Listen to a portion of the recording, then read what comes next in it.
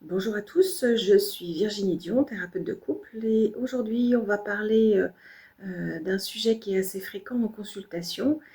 C'est quand l'un avance plus vite que l'autre. Peut-être que vous le vivez, l'un veut évoluer, changer, lire des livres, aller en thérapie, ou peut-être juste il vient de faire une thérapie, et l'autre ne se sent pas prêt. Il a besoin de temps, ou alors il semble stagner.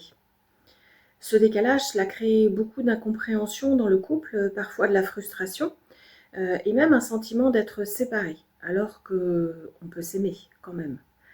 Dans cette vidéo, je vous explique pourquoi ces différences de rythme existent et comment retrouver une synchronisation saine.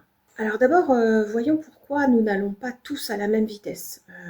Qu'est-ce qu'on peut dire au niveau des analyses scientifiques, notre état de recherche?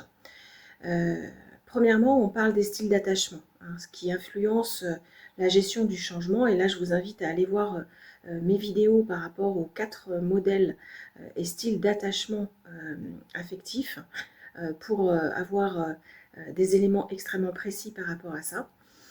Pour reprendre cette théorie de façon générale, selon cette théorie de l'attachement de John Bowlby de 69 et Mary Ainsworth qui l'a reprise en 78, chacun a une façon particulière de réguler ses émotions. Un attachement anxieux va chercher la connexion et le changement très vite. Un attachement évitant aura plutôt tendance à se protéger, se refermer, éviter ce qui bouscule. Un attachement sécure avance plus régulièrement et supporte mieux les transitions. Donc dans un couple, il est normal que les rythmes émotionnels soient différents. Deuxième aspect, on peut parler de la désynchronisation émotionnelle, qui est un concept de l'EFT, développé par Sue Johnson en 2004. C'est ce qu'on appelle les thérapies de couple émotionnelles, EFT. Et cela montre qu'un couple fonctionne comme une danse à deux. Sue Johnson explique que les tensions apparaissent lorsque l'un bouge vers la relation, tandis que l'autre bouge vers la protection. Finalement, on retrouve un petit peu ce parallèle avec la danse de l'évitant anxieux. Là encore, je vous ramène à la vidéo que j'ai déjà faite à ce sujet. Ça n'est pas un manque d'amour, c'est un manque de sécurité émotionnelle au même moment et qui se vit différemment. En EFT, la recherche montre que les couples se bloquent non pas parce qu'ils ne veulent pas avancer, mais parce qu'ils ont peur de perdre le lien. Donc c'est ça qui crispe la relation. Et puis enfin, on peut parler des neurosciences concernant le changement.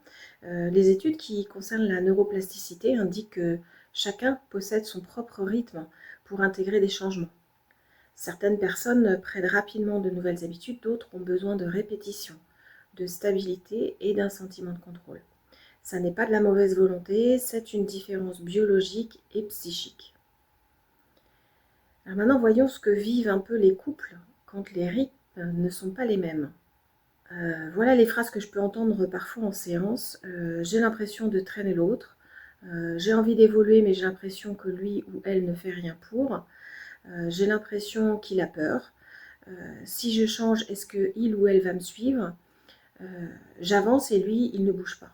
Voilà un petit peu comment cette caractéristique de désynchronisation des rythmes se nomme en séance. À nouveau, j'insiste, ces ressentis ils sont tout à fait légitimes, mais bien souvent, ils cachent surtout des peurs, des blessures anciennes ou un modèle relationnel appris dans l'enfance. Ce qui est important là-dedans, finalement, ce n'est pas le décalage. Ça ne veut pas dire que c'est un signe d'incompatibilité, mais c'est un signal qu'il y a un ajustement relationnel à faire dans la relation. Alors, comment rétablir l'équilibre dans le couple?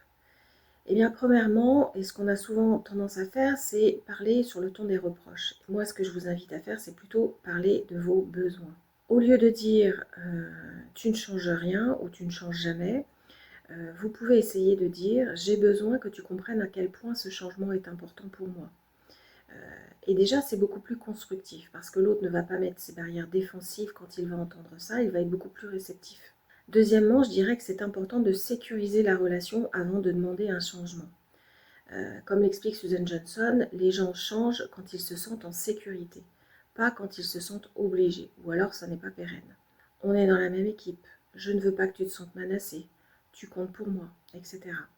Et là, vous pouvez demander un changement. Enfin, j'aimerais ajouter un point qui me paraît important. Avancer chacun à son rythme, ça n'est pas forcément un problème en soi, à partir du moment où on avance dans la même direction. Et c'est plutôt ça, finalement, qui est très important dans un couple, c'est qu'au moins, on avance dans la même direction. Donc ce qui compte, ce n'est pas d'aller à la même vitesse, mais du même côté. Proposez plutôt de petites étapes, une exploration commune et un rythme qui soit réaliste pour l'autre. Enfin, dernier point, souvent ça c'est un écueil que je vois également dans les couples qui tentent de faire un changement qui reste un peu bloqué, c'est ne pas infantiliser et ne pas surresponsabiliser. Ce n'est pas à l'un de tirer l'autre et ce n'est pas à l'autre de freiner celui qui avance.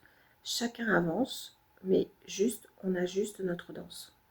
Le message essentiel à retenir là-dedans, c'est qu'un couple, ça ne sont pas deux personnes qui avancent au même rythme, ce sont deux personnes différentes, avec une construction différente, et qui apprennent à se synchroniser durablement. Je vais mettre en lien un outil qui pourra vous aider à mieux situer et vous avancer ensemble.